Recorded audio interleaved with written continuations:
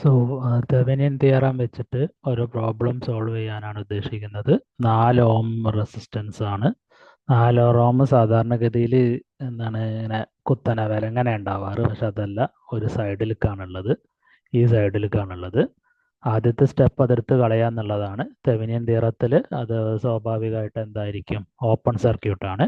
ആ open circuit voltage കണ്ടുപിടിക്കണം. Open circuit voltage കാണാൻ വേണ്ടിയിട്ട് ആദ്യം കറണ്ട് കണ്ടുപിടിക്കുന്നു. 5 ഓമിലൂടെയുള്ള കറണ്ട് കാണാൻ വേണ്ടിയിട്ട് 15/10 + 5 15, 15/15 1 ആംപിയർ കറണ്ട്.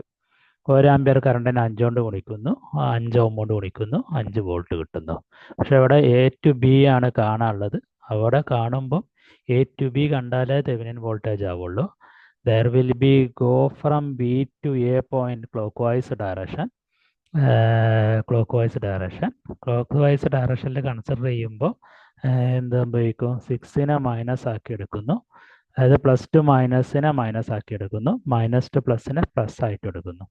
അപ്പോൾ 6 മൈനസും 5 പ്ലസും ആയിട്ട് വരും. അപ്പോൾ -1 ആണ് എ ബിക്ക് അക്രോസ് ഉള്ള വോൾട്ടേജ്. അതിനെയാണ് നമ്മൾ തെവെനിൻ വോൾട്ടേജ് എന്ന് വിളിക്കുന്നത്. അടുത്തത് തെവെനിൻ റെസിസ്റ്റൻസ് കണ്ടുപിടിക്കാണ്ട്. തെവെനിൻ റെസിസ്റ്റൻസ് കണ്ടുപിടിക്കാൻ വേണ്ടിയിട്ട് 10ഉം 5ഉം പാരലലായിട്ടാണ് എ ബിക്ക് അക്രോസ് നോക്കുന്നത്.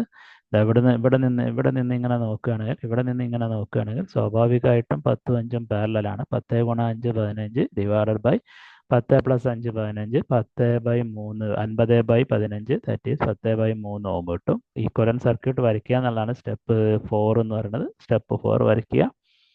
അത് കഴിഞ്ഞ ശേഷം 4 ഓമിനെ അവിടെ തന്നെ പ്ലേസ് ചെയ്യുക. 4 ഓമിനെ പ്ലേസ് ചെയ്യുമ്പോൾ കറണ്ട് കണ്ടുപിടിക്കാൻ വേണ്ടിയിട്ട് V/6, 10/3 + 4 ആണ് ടോട്ടൽ റെസിസ്റ്റൻസ് എന്ന് പറയുന്നത്. 10/3 + 4 എന്ന് പറഞ്ഞാൽ 10 + 12/3 വരും, 22/3 വരും. കറണ്ട് കണ്ടുപിടിക്കാൻ വേണ്ടി 1 volt divided by 22/3, that is 3/22 വരും. ദാറ്റ് ഈസ് 0.136 ആംപിയർ ആണ് കറണ്ട് ത്രൂ 4 ഓം. നമ്മളത് കണ്ടുപിടിച്ച് കഴിഞ്ഞു. Thank you for watching this video.